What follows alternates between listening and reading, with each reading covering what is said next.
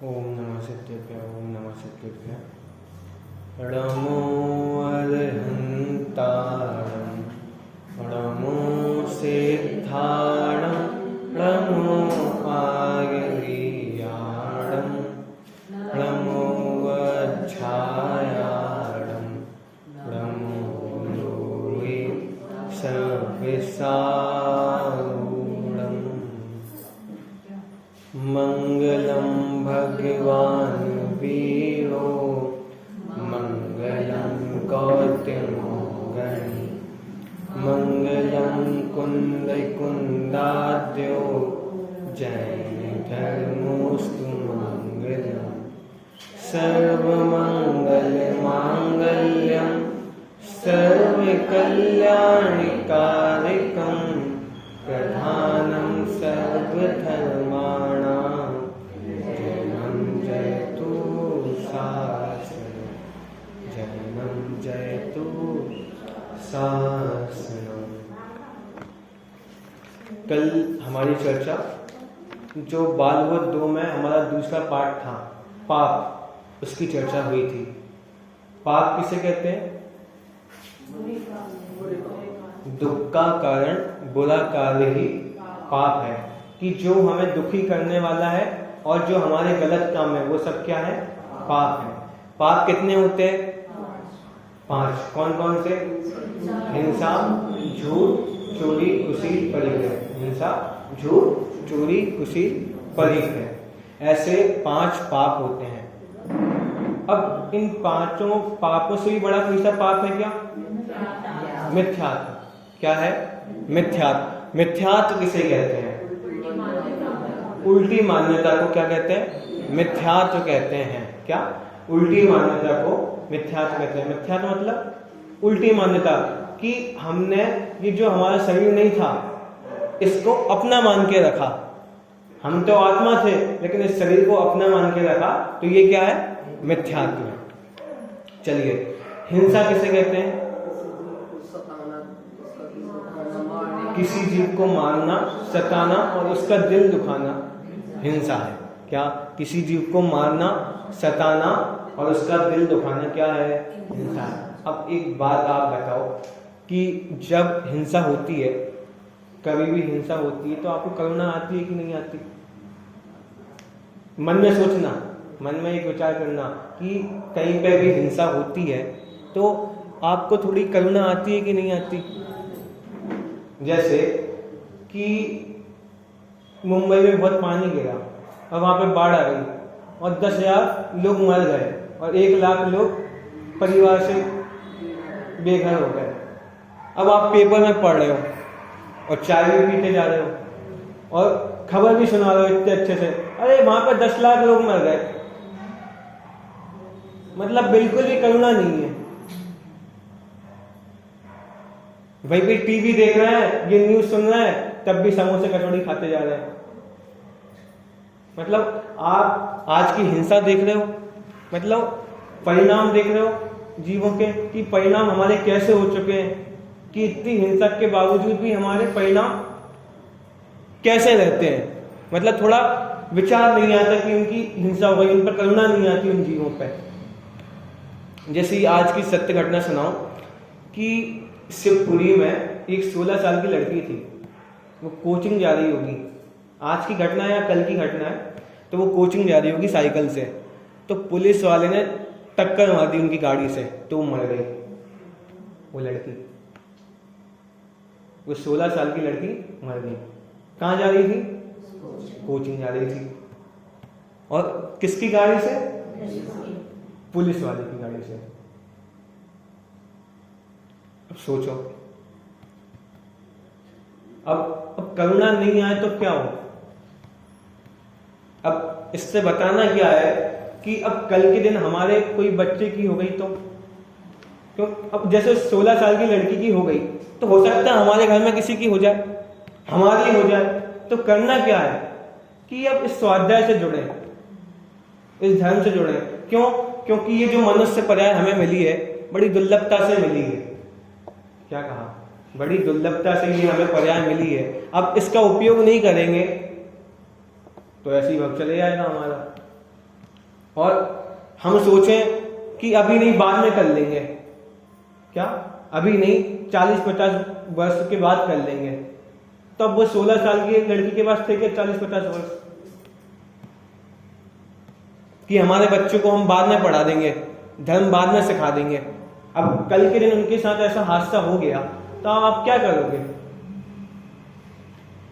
आप बताओ। तो मतलब उनको भी हम अभी सिखाएं और हम भी अभी से जुड़े। कल के दिन हमारी आ जाए, क्या भरोसा? और फिर कब ऐसा धर्म मिले, कब ऐसी बातें सुनने मिले, क्या भरोसा? तो अभी सुन लें, अभी अपना कल्याण कर लें, बात की ना सोचें। क्या कहा? बात की ना सोचें।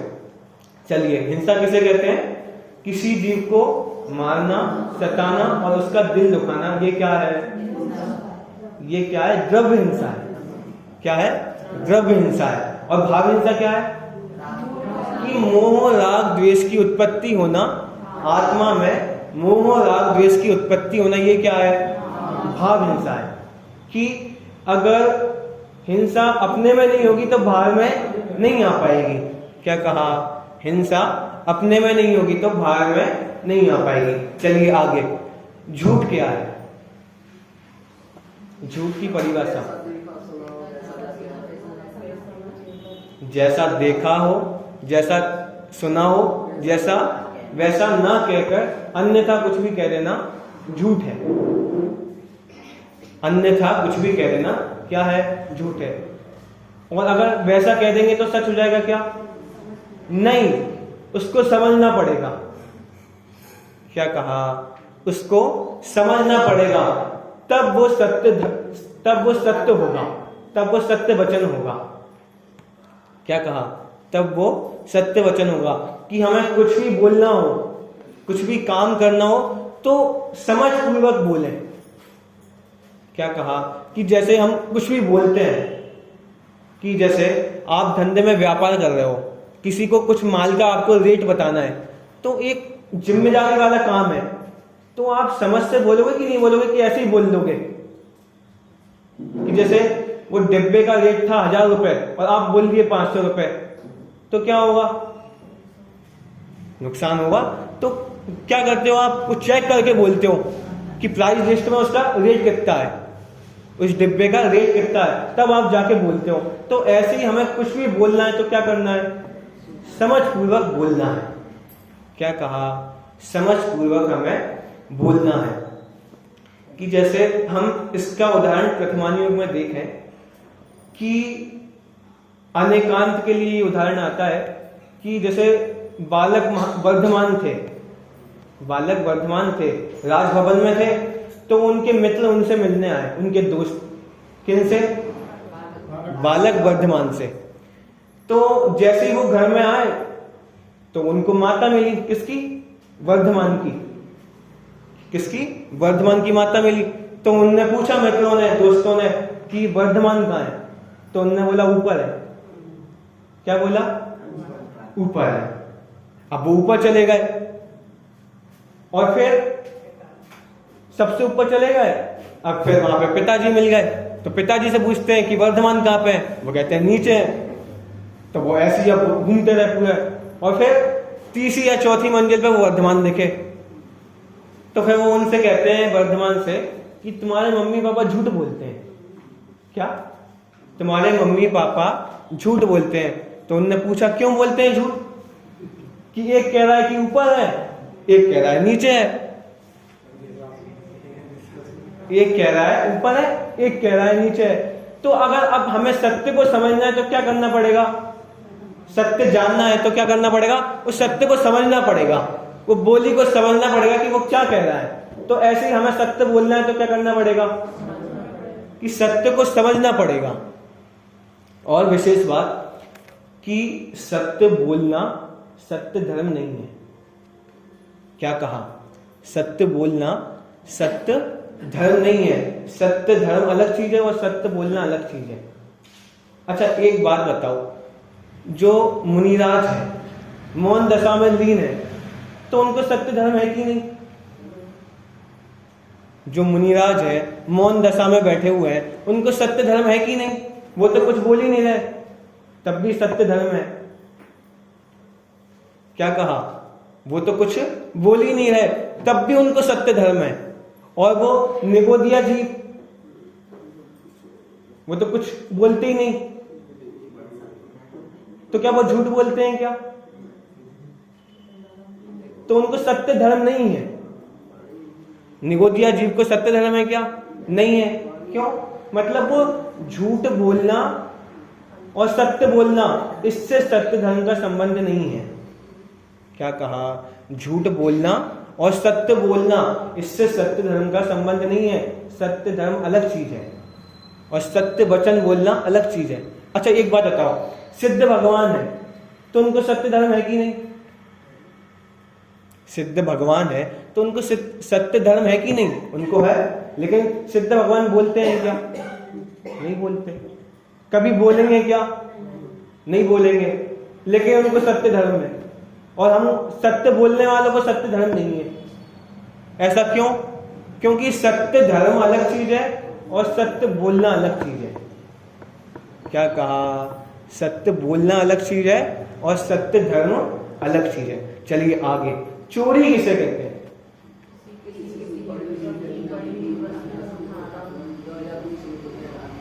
किसी की पड़ी हुई, भूली हुई, रखी हुई वस्तु को बिना उसकी आज्ञा लिए उठा लेना या उठाकर किसी दूसरे को दे देना, उसे चोरी कहते हैं। और क्या थी परिभाषा? इसके आगे भी कुछ थी, देखिए आगे। पर वस्तु का ग्रहण भी ना हो परंतु ग्रहण करने का भाव ही हो, उसे भी चोरी कहते हैं। क्या कहा? पर वस्तु का ग्रहण करने का भाव भी चोरी है। कि ये मोबाइल मुझे मिल जाए। क्या कहा? ये मोबाइल मुझे मिल जाए, ये घर बहुत अच्छा दिख रहा है, ये मुझे मिल जाए। क्या? ये घर बहुत अच्छा दिख रहा है, ये मुझे मिल जाए, तो ये सब क्या है? चोरी है। अब मतलब जो चीज हमारी नहीं है उसको अपना मानना, वो क्या है? चोरी है। तो ऐसे ही हम शरीर को अपना मानते हैं, तो ये क्या है? क्यों? क्योंकि ये शरीर हमारा नहीं है और हम इसको क्या अपना मानते हैं, तो ये क्या है? चोरी है। बात समझ में आई? चलिए आगे, कुशील किसे कहते हैं? पराई माँ बहन को बुरी निगाह से देखना कुशील है। क्या कहा? पराई माँ बहन को बुरी निगाह से देखना कुशील है। ये तो हो गई द्रव्य कुशील। अब भाव कुशील क्या होगा?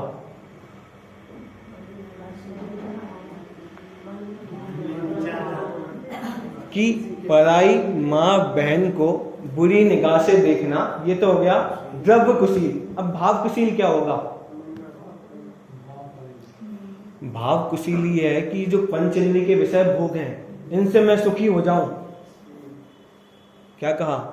पंचेंद्रिय के जितने भी विषय भोग हैं इनसे मैं सुखी हो जाऊं, ये मेरे पास आ जाए, तो ये भाव कुशील है। इनमें अपना सुख का कारण मानना, ये कुशील है, ये भाव कुशील है। क्या कहा? ये भाव कुशील है। अब परिग्रह किसे कहते हैं? रुपया, पैसा, मकान आदि को जोड़ना और उनके जोड़ने का भाव क्या है? परिग्रह है। क्या कहा? रुपया, पैसा, मकान आदि जोड़ना या उनके जोड़ने का भाव क्या है? परिग्रह है। आवश्यकता से अधिक धन संग्रह। आवश्यकता से अधिक धन संग्रह, ये भी उसी में आएगा। बिल्कुल, ये तो परिग्रह ही है। लेकिन किसी भी वस्तु को अपना मानना वो परिग्रह है, ये भाव परिग्रह है। क्या कहा? किसी भी वस्तु को अपना मानना वो क्या है? भाव परिग्रह है। इसका उदाहरण देखें, जैसे कि एक कोई आदमी है, उसके पास 10 मकान है। उसके पास कितने? 10 मकान है, करोड़ों रुपए की संपत्ति है। क्या? एक आदमी है, 10 मकान है, करोड़ों रुपए की संपत्ति है। अब वो एक मुनिराज के पास गया। कौन? वो आदमी। और वो प्रवचन में बैठा है, तो वो परिग्रह है कि नहीं? क्या उसके पास परिग्रह है कि नहीं है? मतलब उसके नाम में लिखा है, उसके बैंकों में लिखा है, उसका सब नाम लिखा है हर जगह कि उसके मकान है, उसका पैसा है, सब जगह लिखा है, तो वो परिग्रह है कि नहीं? लेकिन कुछ लेके नहीं आया वो वहां पे, लेकिन तब भी क्या है? परिग्रह है। अब जैसे ही 10-15 मिनट की बात उसने प्रवचन में सुन लिया और उसको दीक्षा लेने का विकल्प आया। क्या कहा? उसको दीक्षा लेने का विकल्प आया। अब बताओ, अब वो परिग्रह है कि नहीं? क्यों? अभी तक तो नाम भी सब लिखा है। मतलब क्या कि जो उनसे ममत्व था, क्या कहा? जो उन चीजों से ममत्व था वो छूट गया। क्या कहा? जो उन वस्तुओं से वो उसको जो 10 मकान मिले थे, जो करोड़ों की संपत्ति मिली थी, तो उससे ममत्व का त्याग हो गया। तो अब वो परिग्रह से क्या हो गया? रहित हो गया। तो परिग्रह को छोड़ना है तो क्या करना पड़ेगा? ममत्व को छोड़ना पड़ेगा। सबसे पहले क्या करना पड़ेगा? ममत्व को छोड़ना पड़ेगा, तब परिग्रह का अभाव होगा। और हम सोचते हैं कि बाहर में त्याग कर दें तब अपरिग्रह हो जाएगा, तब परिग्रह से रहित हो जाएंगे। तो ऐसा नहीं होता। सबसे पहले क्या करना पड़ेगा? वो मन में छोड़ना पड़ेंगे, वो ममत्व छोड़ना पड़ेगा, तब वो परिग्रह से रहित दशा आएगी। जैसे आपने वो सुनाओ बारीसेन और पुष्पडाल का उदाहरण सुना कि बारीसेन तो मुनि हो गए थे। कौन? बारीसेन तो मुनि हो गए थे। अब ये पहले दोनों दोस्त थे। कौन? बारीसेन और पुष्पडाल। क्या कहा? बारीसेन और पुष्पडाल कौन थे? दोनों दोस्त थे। अब लेकिन बाद में बारीसेन मुनि हो गए। तो अब एक दिन वो किसी गांव में पहुंचे। कौन? बारीसेन, आहार लेने के लिए। तो वो गलती से वो पुष्पडाल के यहाँ चले गए। किसके घर पे? वो पुष्पडाल के। अब पुष्पडाल बड़ा प्रसन्न हो गया, ये तो मेरा दोस्त ही है, ये आज मेरे घर पे आया आहार लेने। अब लेकिन उसको महिमा नहीं आ रही कि ये तो मुनि है, और लेकिन वो मान क्या रहा है? दोस्ती मान रहा है।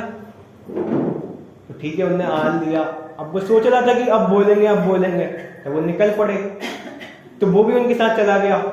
ठीक है, चलते हैं, थोड़ी देर बाद बोल लेंगे, चलो जंगल में बोल लेंगे। वो जंगल तक चला गया। तो मुनिराज ने पूछ लिया कि कुछ कहना है क्या तुम्हें? मतलब कुछ करना है क्या? तो उसने बोला कुछ नहीं ऐसे।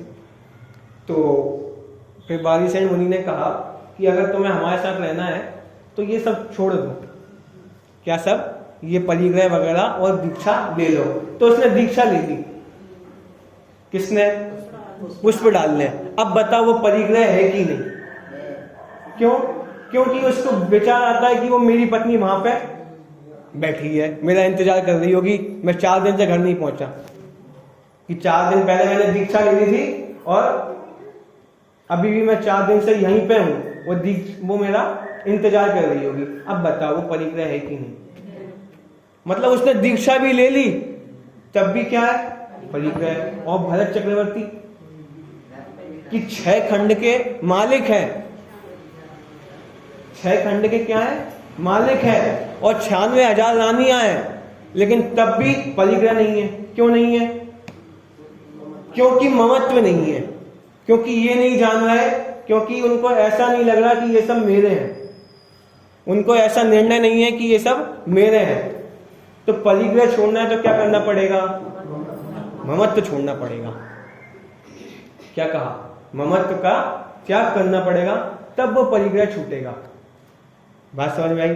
चलिए, हाँ, अगला पाठ है हमारा कैसा है, चलिए वो आज हम प्रारंभ करते हैं। यहाँ पे भी संवाद रूप में पाठ दिया गया है। सुबोध, भाई तुम तो कहते थे कि आत्मा मात्र जानता देखता है, पर क्या आत्मा क्रोध नहीं करता, छल कपट नहीं करता? क्या कि जीव अजीब पाठ में हमने क्या पढ़ा था कि आत्मा क्या करता है? कि जानता देखता है। मेरा काम क्या है? जानना देखना। तो उसने प्रश्न पूछा, क्या पूछा? कि आत्मा क्या क्रोध नहीं करता? आत्मा क्या क्रोध नहीं करता, छल कपट नहीं करता? चलिए प्रभु क्या कहता है, हाँ, क्यों नहीं करता, पर जैसा आत्मा का स्वभाव जानना देखना है वैसा आत्मा का स्वभाव क्रोध आदि करना नहीं है। क्या कहा कि जैसा आपका स्वभाव जानना देखना है वैसा स्वभाव आपका क्रोध आदि करना नहीं है।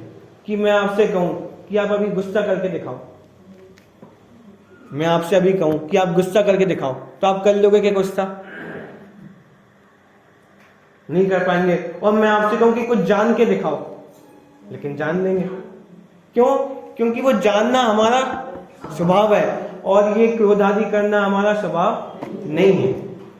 आगे, कसाय तो उसका विभाव है, स्वभाव नहीं है। क्या?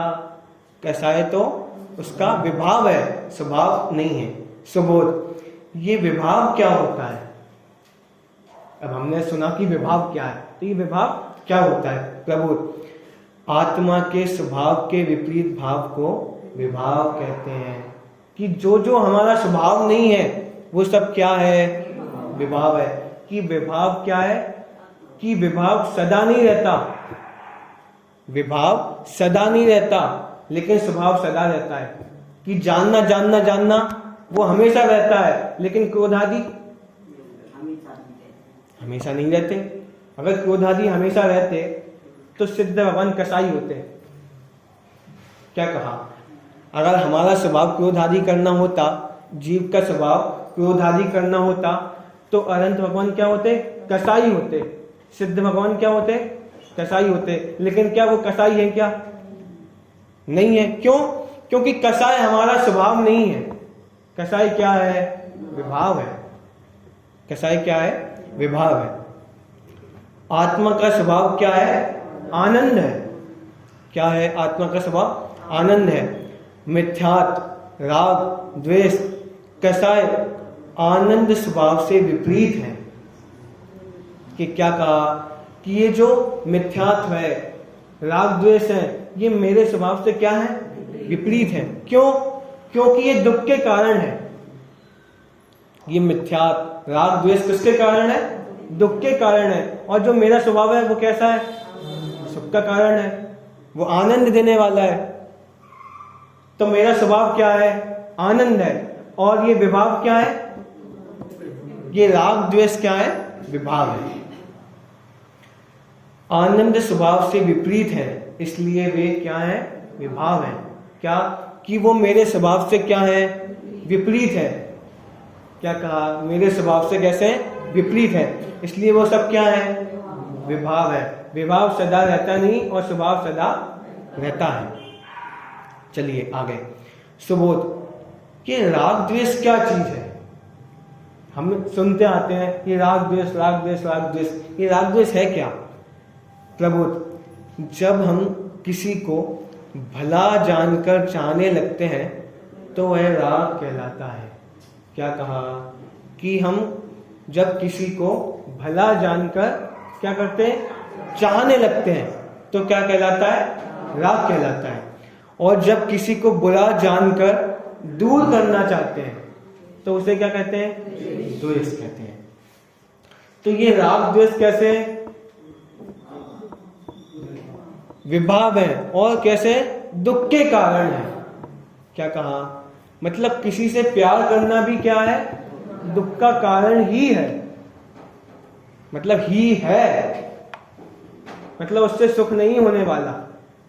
किसी से राग करने से भी सुख नहीं होने वाला। और कसाय, अब जैसे अब यहाँ पे कसाय की परिभाषा आती है। प्रबोध, दिन रात तो कसाई करते हो और ये भी नहीं जानते कि वह क्या वस्तु है। क्या कहा? कि आप दिन भर कसाई करते हो और कसाई नहीं जानते कसाई किसे कहते हैं। कसाय राग द्वेष का दूसरा नाम है। किसका? पहली परिभाषा है ये कसाई की, क्या है? कि कसाय राग द्वेष का दूसरा नाम है। जो आत्मा को कसे अर्थात दुख दे उसे कसाय कहते हैं। क्या कहा?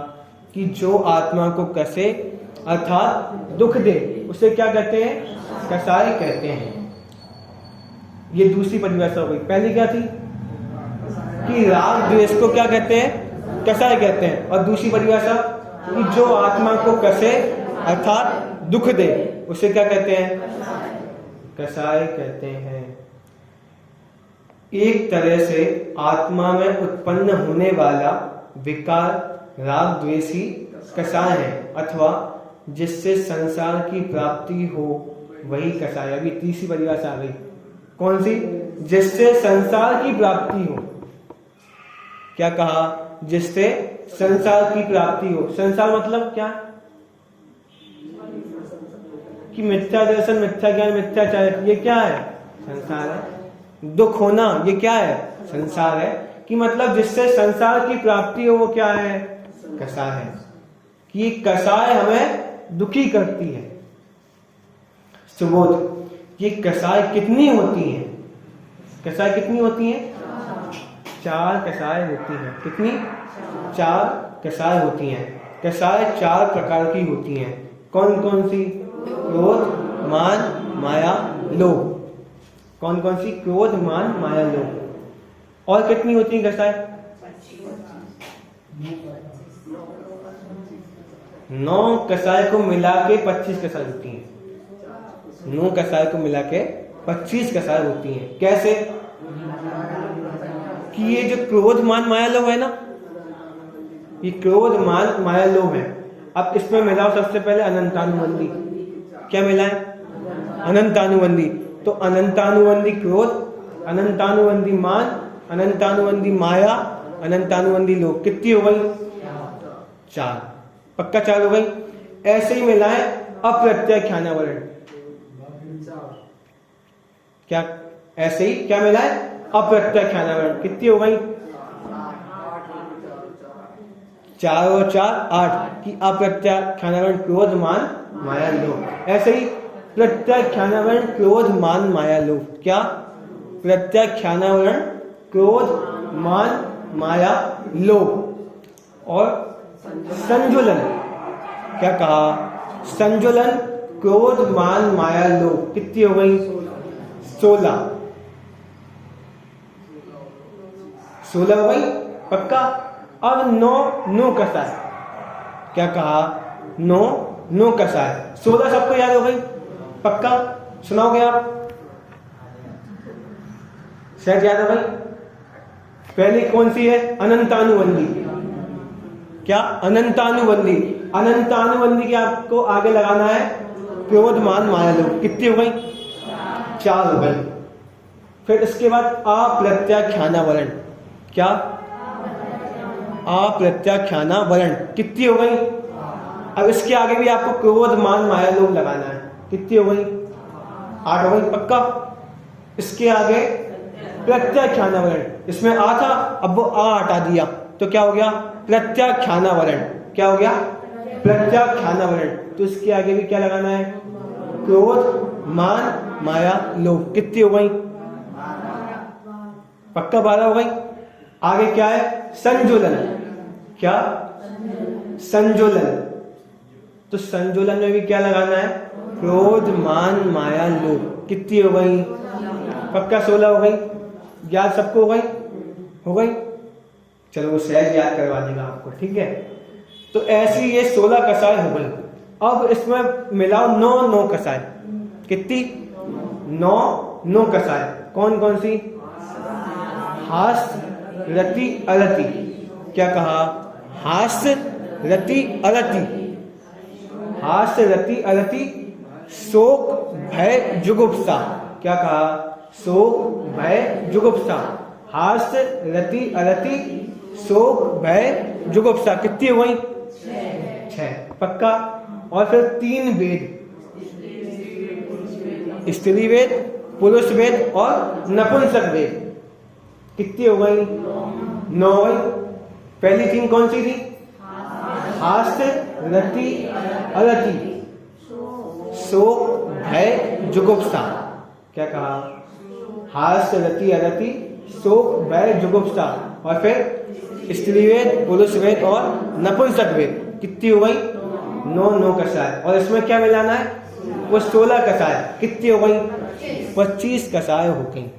तो अभी हमने ऊपर पढ़ा था कसाय राग द्वेष का दूसरा नाम है। क्या पढ़ा था? कसाय राग द्वेष का दूसरा नाम है। कि जो 4 कसाय होती है ना, क्रोध मान माया लोभ। क्या कहा? क्रोध मान माया लोभ। तो इसमें कोई होती है राग रूप, कोई होती है द्वेष रूप। तो ऐसे ही ये जो 25 कसाएं हैं, तो उसमें होती है कोई राग रूप और कोई होती है द्वेष रूप। समझ में आई बात? कि जो क्रोध मान है वो क्या है? द्वेष रूप है। क्या कहा? जो क्रोध और मान है वो क्या है? द्वेष रूप कसाय है। और राग रूप कौन सी है? माया और लोभ, ये राग रूप है। तो ऐसी 25 कसाएं में कौन कौन सी होंगी? राग रूप और द्वेष रूप।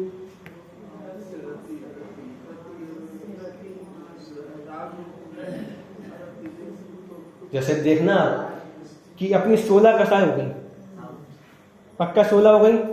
तो क्रोध मान माया लोभ 4 थे ये, तो 16 का डिवाइड किसमें करेंगे हम?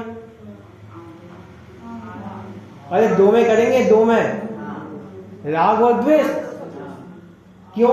क्योंकि 2 कसाय जो क्रोध मान थी वो द्वेष रूप है, और माया और लोभ कैसी है?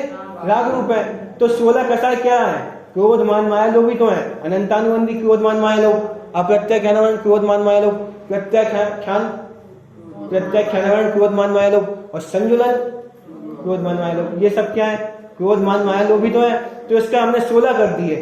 तो 16 को डिवाइड करेंगे 2 में, राग और द्वेष में करेंगे, तो कितनी हो गई? 8 हो गई। तो राग के खाते में कितनी गई? 8। और द्वेष के खाते में कितनी गई? 8। पक्का। अब बची 9 कसाएं। क्या कहा? 9 कसाएं बची। तो इसमें है 5 राग रूप और 4 द्वेष रूप। क्या कहा? 5 राग रूप और 4 द्वेष रूप। तो राग रूप कौन कौन सी हैं? हास और रति, और आखिरी में जो 3 वेद थे, स्त्री वेद, पुरुष वेद और नपुंसक वेद, ये है राग रूप। और द्वेष रूप कौन कौन सी है? अरति, शोक, भय और जुगुप्सा। क्या कहा? अरति, शोक, भय, जुगुप्सा। तो ये क्या है? द्वेष रूप है। बात समझ में आई? अब इतनी 25 कसाएं हमने जान ली, तो ये अनंतानुबंधी क्या है? अभी प्रश्न तो होगा कि अनंतानुबंधी आपने 4 बता दी।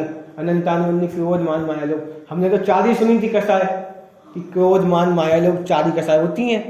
तो ये क्या है? अनंतानुबंधी, अप्रत्यय ख्यानवर्ण, प्रत्यय ख्यानवर्ण, संजुलन, ये क्या है? तो ये कसायों की डिग्री है। ये कसायों की क्या है? पावर है। क्या है? कसाय की क्या है? पावर है। कि वो कसाय किस जाति के उदय में आ रही है, हमें वो कसाय किस जाति की हमें पीड़ा पहुंचा रही है, दुख दे रही है। तो अनंतानुबंधी जब होगा तो हमें महादुख होगा। क्या होगा? महादुख होगा, अनंत दुख हमें होगा। कि भले ही आपके पास कितने ही मकान हो, कितने ही पैसा हो, भले ही आपके पास 6 खंड हो, लेकिन अगर अनंतानुबंधी आपके पास है तो क्या है? अनंत कष्ट है, अनंत दुख है। तो मतलब जो हमें थोड़ा सा भी सुख नहीं होने दे वो क्या है? अनंतानुबंधी कसाय है। क्या कहा? कि जो हमें थोड़ा सा भी सुखी नहीं होने दे वो क्या है? अनंतानुबंधी कसाय है। अभी अप्रत्यय ख्यानवर्ण कसाय क्या है?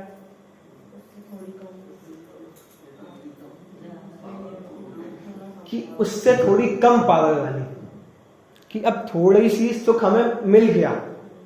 क्या कहा? कि हमें थोड़ा सा सुख मिल गया।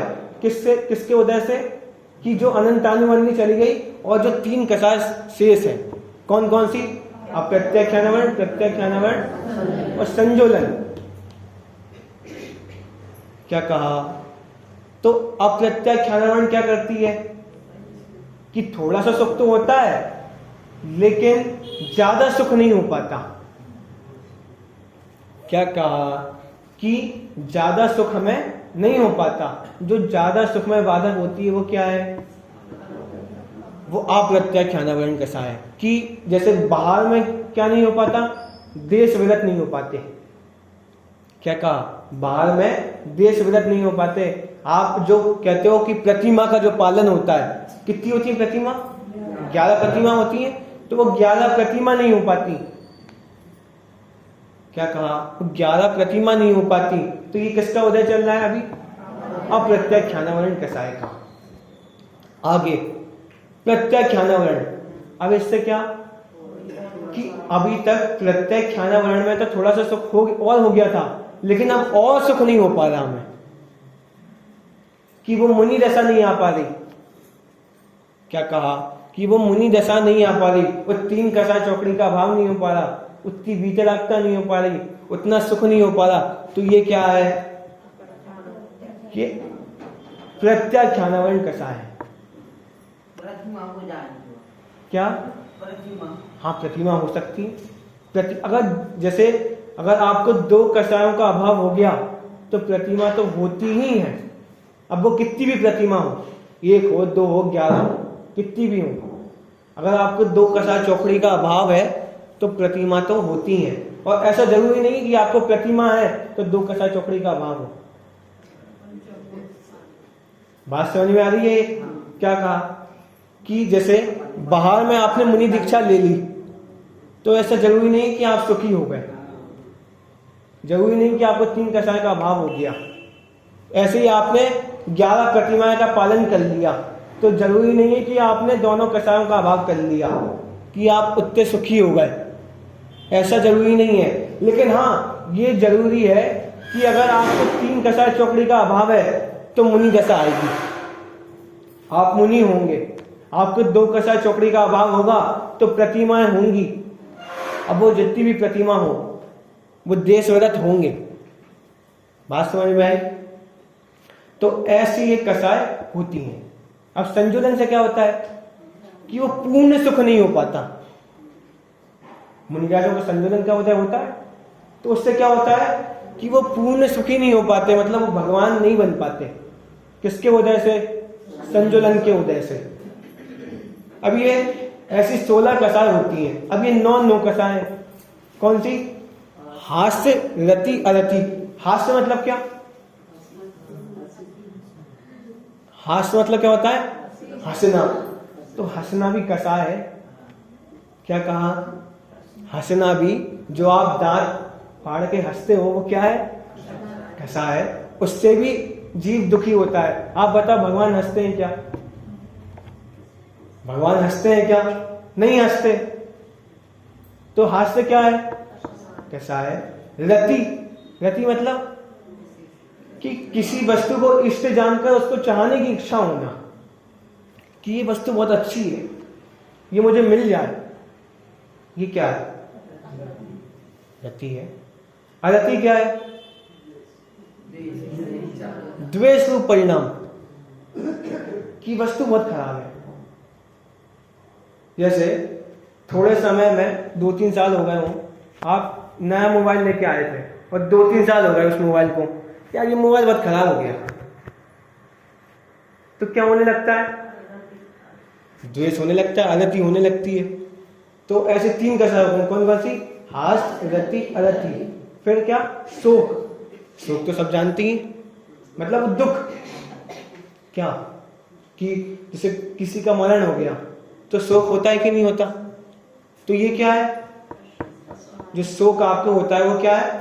कषाय है। तो मतलब उससे क्या होता है? आप दुखी होते हो। भय, भय भी क्या है?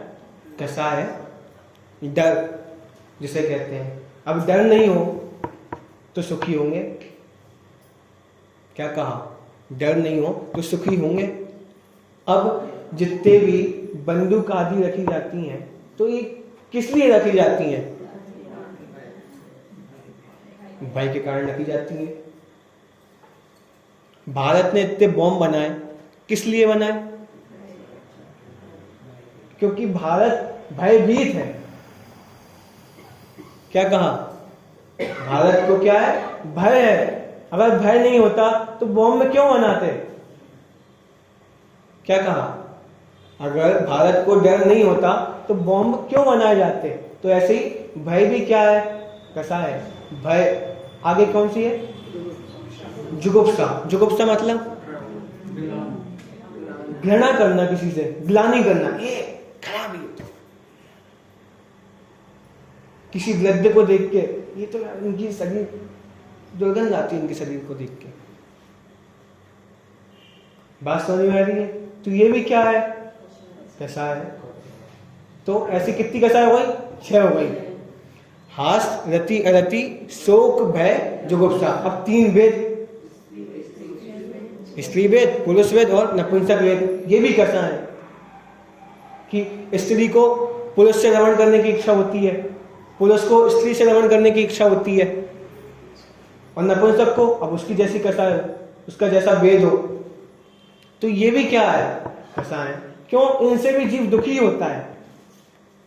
क्या कहा? इनसे भी जीव क्या होता है? दुखी होता है। ऐसी 25 कसाएं होती हैं कि अभी तक तो हमने 4 कसाएं सुनी थी। कौन कौन सी? क्रोध, मान, माया, लोभ। लेकिन इसके आगे कितनी कसाएं हैं? 25 कसाएं हैं। क्या कहा? 25 कसाएं हैं। कौन कौन सी? कि अनंतानुबंधी क्रोध, मान, माया, लोभ, अप्रत्याख्यान क्रोध, मान, माया, लोभ, प्रत्याख्यान क्रोध, मान, माया, लोभ, संजुलन क्रोध, मान, माया, लोभ, और 9 कसाएं। हास, रति, अरति, शोक, भय, जुगुप्सा, स्त्रीवेद, पुरुषवेद और नपुंसक वेद। ऐसे ये 25 कसाएं होती हैं। चलिए आगे। प्रभु, कसाएं 4 प्रकार की होती हैं। क्या? कितने प्रकार की होती हैं? 4 प्रकार की होती हैं। कौन कौन सी? क्रोध, मान, माया और लोभ। शोध। अच्छा, तो हम जो गुस्सा करते हैं उसे ही क्रोध कहते होंगे? क्या कहा? हम जो गुस्सा करते हैं उसे क्या क्रोध कहते होंगे? प्रबोध। हाँ भाई, यह क्रोध बहुत बुरी चीज है। क्या है? बहुत बुरी चीज है। शोध। तो हमें ये क्रोध आता ही क्यों है? कभी आपको ऐसा प्रश्न हुआ कि हमें ये गुस्सा आता ही क्यों है? कि हम दिन भर गुस्सा करते रहते हैं, किसी को भी गुस्सा कर देते हैं, तो ये गुस्सा आता क्यों है? चलिए उत्तर पढ़ता हूं, समय आपका हो गया है। प्रबोध। मुख्यतया जब हम ऐसा मानते हैं कि इसने मेरा बुरा किया तो आत्मा में क्रोध पैदा होता है। क्या? इसने मेरा बुरा किया, कि ये मेरे लिए बुरा है, तब क्या होता है? तब गुस्सा आता है। क्या कहा? कि जब हम ऐसा मानते हैं कि कोई मेरे लिए बुरा है, तब क्या आता है? गुस्सा आता है। इसी प्रकार जब हम यह मान लेते हैं कि दुनिया की वस्तुएं मेरी हैं, मैं इनका स्वामी हूं, तो मान हो जाता है। क्या हो जाता है? मान हो जाता है। कैसे? कि दुनिया की वस्तु क्या है? मेरी है। कि देख रहे हो मेरे पास आईफोन है, देख रहे हो मेरे पास इतना बड़ा मकान है, तब क्या होता है? मान होता है। चलिए समय आपका हो गया है। अब जो आगे की चर्चा है और उस पर भी जो विशेष चर्चा है वो हम कल ही करेंगे।